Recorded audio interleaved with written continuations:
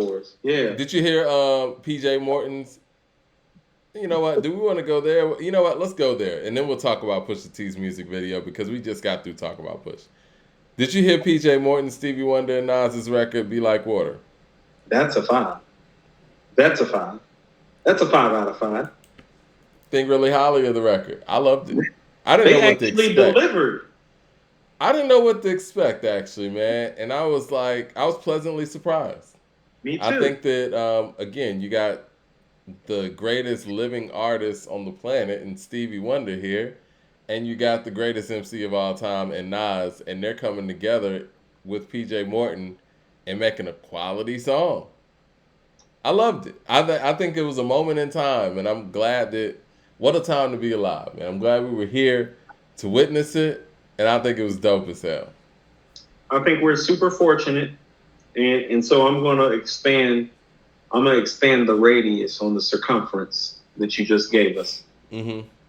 It's very, very special when somebody, I mean, and where I have them, and you probably have them somewhere too. I think Stevie Wonder is probably, in my personal opinion, the third greatest artist that ever lived, maybe second, period, Oh yeah. musically.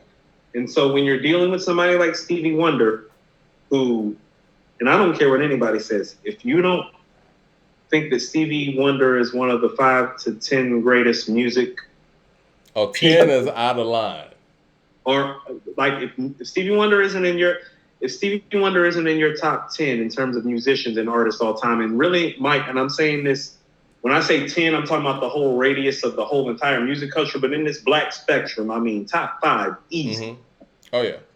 To have a top 5 all-time artist and somebody on the rap side who, no matter how you feel, we can take the GOAT talk. Oh, that guy's a top 5 all-time artist too. Well, how many records do we have in this culture with top 5 artists from their respective genres coming together to do a song?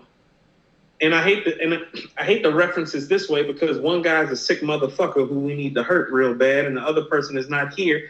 But the last time we even had somebody in the stratosphere, I think, is when Biggie and R. Kelly did "Be Happy." Well, what about Biggie when he was on Michael's joint? That wasn't that good of a record, in my opinion. I'm talking about quality records, Okay. right? Reggie Right. says, Mike, can we get a 2-pack review of Ransom solo album and Ransom with Rome Streets album review? I give Previous you Ransom of requested. Rome Streets album review right now. What's that? The bars are stupid, the beats are okay, and what they need to do is understand is that everybody respects the fact that they can rhyme, and they just need to make music. Well, Everybody knows I want Ransom to and hear Rome this can new rhyme. Ransom album that everybody's saying that we got to review. Is it? Hold on. Is it better than 7? That's what I would ask people. Is it better than 7? Because 7 made our top 20. Yeah, I want to ask the people in the group, is it better than 7? LP says if Illmatic is a 5 and ATLiens is a 4.5, then these albums are like 3 and 3.5. If we want to be historically correct, we're being way too generous. Rigor Ross says Stevie is the GOAT. What the fuck are we talking about? Problematic. Yeah, Stevie is I mean, I personally have him right behind Prince, and then Michael Jackson third, and then James Brown and Marvin Gaye, and then Bob Marley, if we're being like specific. interesting list. Ryan Gillum says if Outkast dropped an album this year between Big and Dre, who do you think would shine the most? That's not happening. Come on, guys. We're getting a Kendrick album in a couple of weeks. I'll say I you will this. say this. This is what I'll say. The last time we got an Outkast album, which was Stankonia, Big Boy was the better rapper on the album.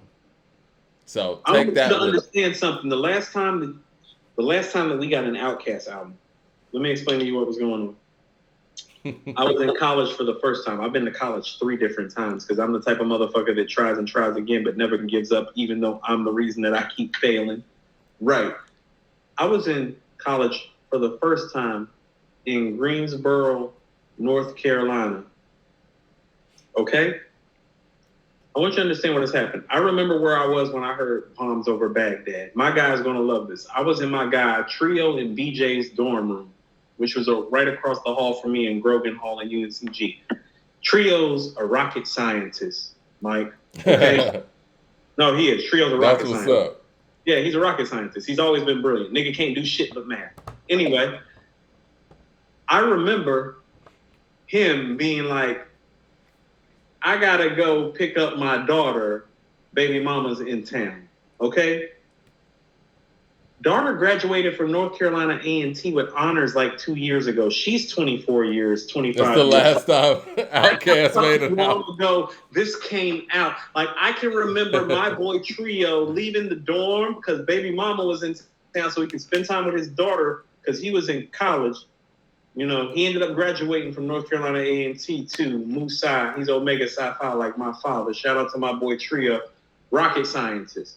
But I can remember his daughter being a baby when Stankonia comes out. She is a full fucking grown woman that graduated from North Carolina A&T, same place my grandfather graduated from, with honors, and it's been out here in the world for years.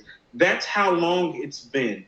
Whole people that I went to college with have had. Trio is married now. His son is in a basketball program. Like he has a whole grown kid out here. He got a whole grown kid out here. That was baby girl when we were in college. DeCarlo says, Mike, did y'all see that Wu-Tang and Nas are on tour? Years old, yes. Mike. She's a grown ass woman. So if we did hypothetically get an Outkast album, they would definitely be out of practice. We could say that. As a group, as a collective. We were talking about sports early. I see the photo. She's a grown-ass woman. I see a grown-ass woman in these photos when Trio posts. I was like, is that little T? I'm like, this little T that used to walk on the yard at UNCG? That's when Stankonia came out. You know what? I'll take it a step further than that, Coop. I think the last Outkast album that they actually made together was Akumanai. Because Stankonia sounds very separate. They don't sound like they were recording together during Stankonia. It sounds like Humble Mumble sounds like Big Boy came in and did his part after Dre and Erica laid down the song. So Fresh So Clean sounds like Big Boy laid down the song and Dre came in and did his part. There's not many songs on Stankonia that sound like they actually recorded it together. So in my mind, I think the last album that they actually made together where they actually had to deal with chemistry and the incredible chemistry that they did have was Akumanai. And that was even longer ago. That was the beginning of my senior year of high school. Yeah, they're never going to make another Hold on, Mike. My daughter is about to start her sophomore year of high school in August. Go ahead and do the math. They're never going to make another album. Math about how long it's been. Had my daughter when I was 25. It's about to be her sophomore year of high school. These niggas ain't made an album together since I was a fucking junior going on senior in high school. Some non-rapping, like Big Boy's one rapping ass nigga. This other guy. Can we stay on the Outkast thing? Because I had an Outkast thought today. I realized today why people love ATLiens so much. It feels good. No, it's their most timeless record. It's not their best. It's their most timeless. Southern Playalistic and Equipment, I have a time date on it, Mike. The ATLiens doesn't have production and sound-wise. You don't know when ATLiens got made, and that's why people swear by it so much. I also think that their chemistry as MCs they rap was together the best. On a regular basis. They rap together like on a frequent basis on that album. And I think that they were, how do I say this? They were at the closest level with each other, chemistry-wise. Whereas like, you could tell on Akumanai, Dre was out here. And Big was over here.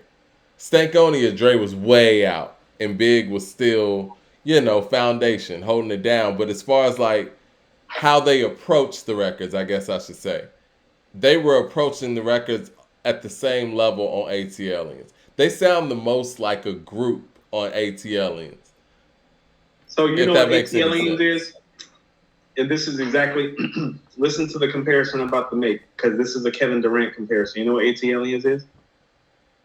ATLiens is on a sneaky level, the best part of their career, because here's why.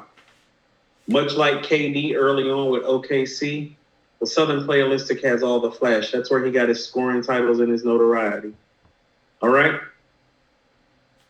If you look at where he's at right now, well, he's been playing the last few years, or last 2 years, but he's been playing with a player that, quite frankly, he can't seem to get on the court with or find chemistry with. And it's starting to show now, isn't it? Yeah. Isn't it starting to show how playing basketball with a team over a course of time matters? Because really what happened to them against Boston is that, well, you saw, and listen to what I'm about to say. When KD was on the floor by himself, that team was fine because they knew how to play as a team with just him on the court. But when you insert Kyrie into it, it's like, well, does it look good and sound good? Mm-hmm. Like, yeah, but is it seamless? It's like, no. ATLians is like Kevin Durant in Golden State. It's like that shit is seamless with no cracks or no flaws, and that's why people love it. The chemistry between them is at a zenith. Listen to what I'm saying. Yeah. Steve Kerr, it took him about 4 months to realize something. I'm running Kevin Durant and Steph Curry on the pick and roll, and can't nobody beat us when they figure out how to do that together. Yeah. You got Kyrie and Kevin Durant out here running ISO ball on each other, going back and forth, and not even setting picks for each other. And so that is really what Stankonia and even some of Aquemini is. Yeah. Aliens is KD, it's a lot of isolation. Yeah. It's a lot of isolation on, especially Stankonia, but there's a lot of isolation on Aquemini. They're the Brooklyn Nets. That's what I'm saying. Like, Stankonia is KD and Kyrie. Yeah. Like, ATLians is Curry and KD. And Southern Playalistic is KD and Westbrook. Yeah. Jay Short says, who's the last rapper to make a classic without any crew collaborations or executive producers? J. Cole, Forest Hills Drive. I don't see Kendrick's path to a classic being alone. J. Cole, Forest Hills Drive. I mean, that's a lot of without. I mean, there's not a lot of that. Forest Hills Drive. If you're gonna strip everything down, it's like, oh, he doesn't have an all-time great producer.